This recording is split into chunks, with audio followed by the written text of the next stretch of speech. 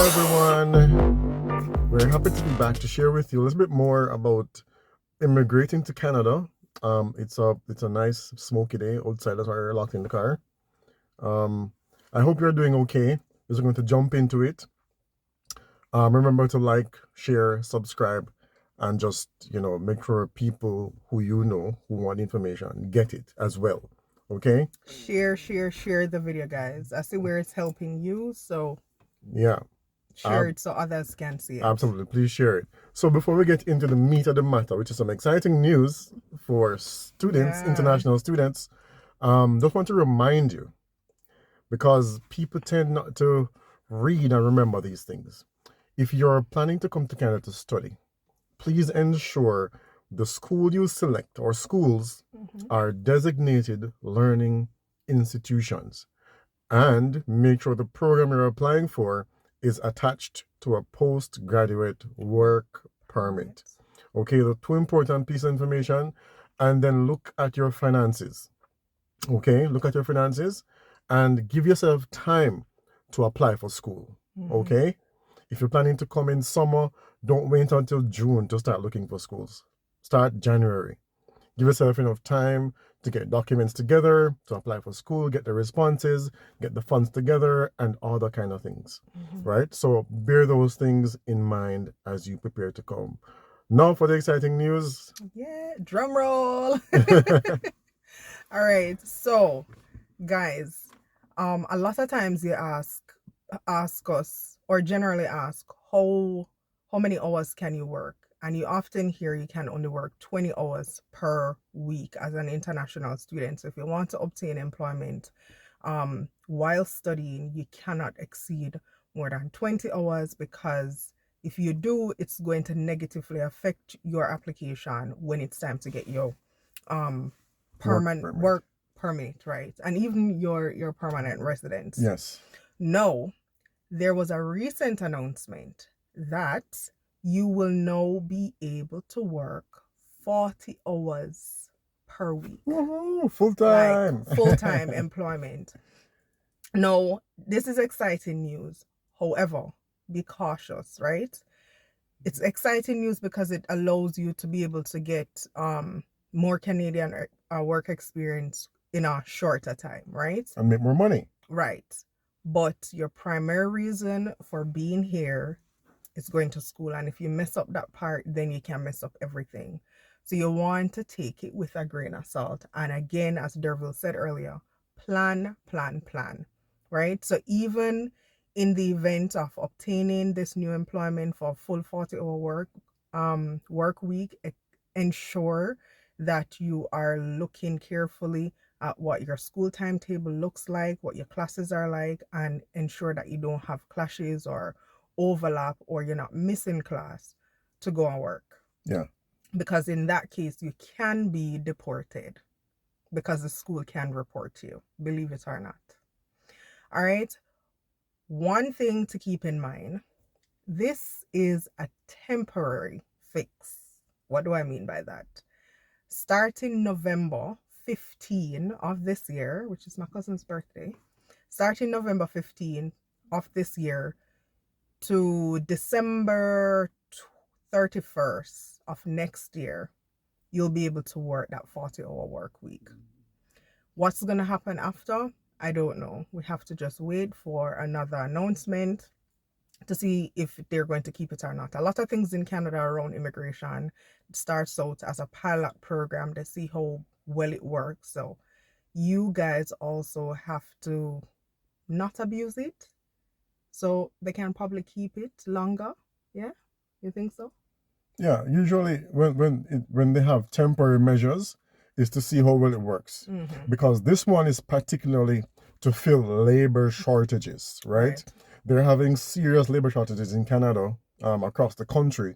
So they're now allowing persons who are here, international students, to fill those shortages by allowing them to work full-time as of November 15, right?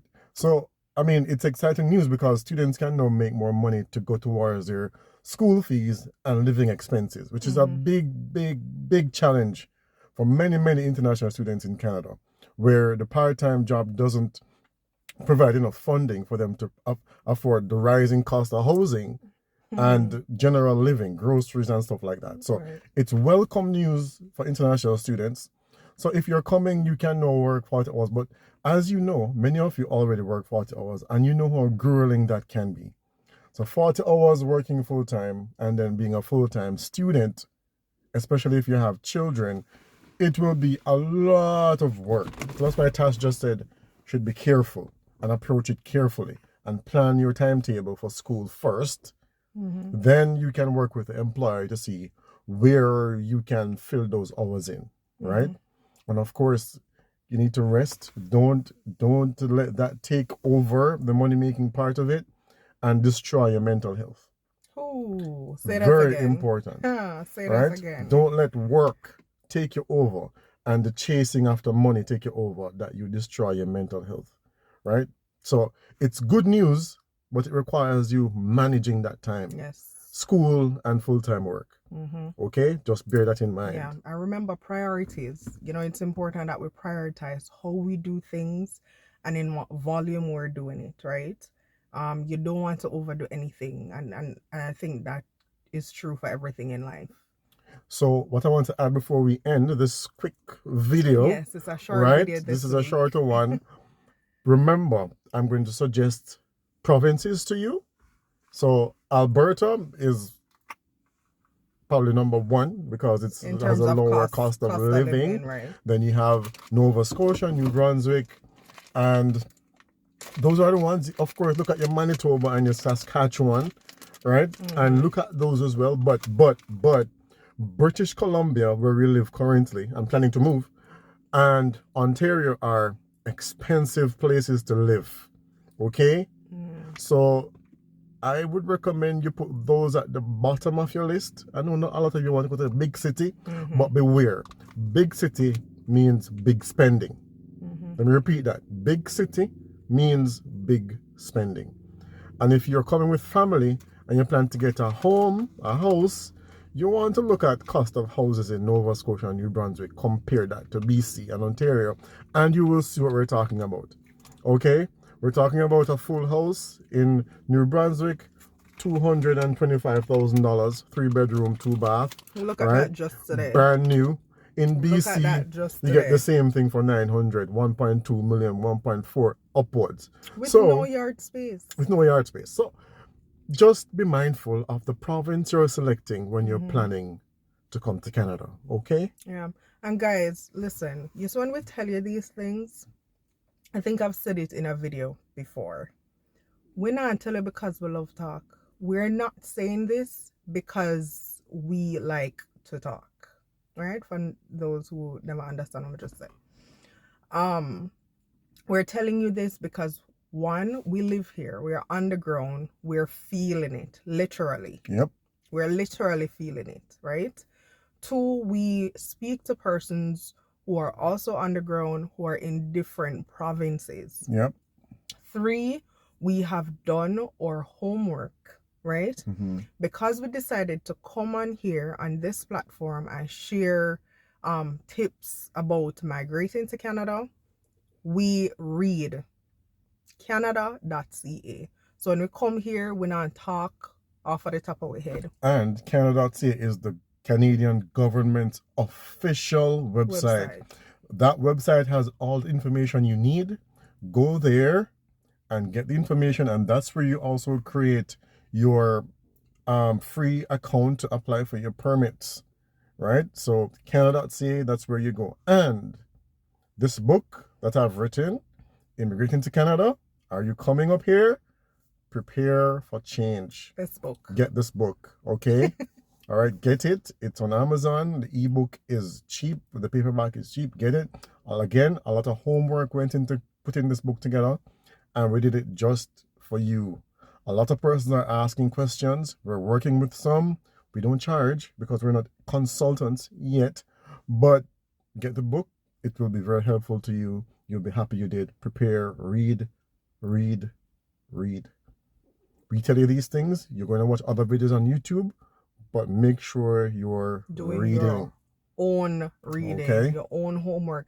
Good. If you hear something, all you need to do is to type in canada.ca and just double check the information. Yep. Right?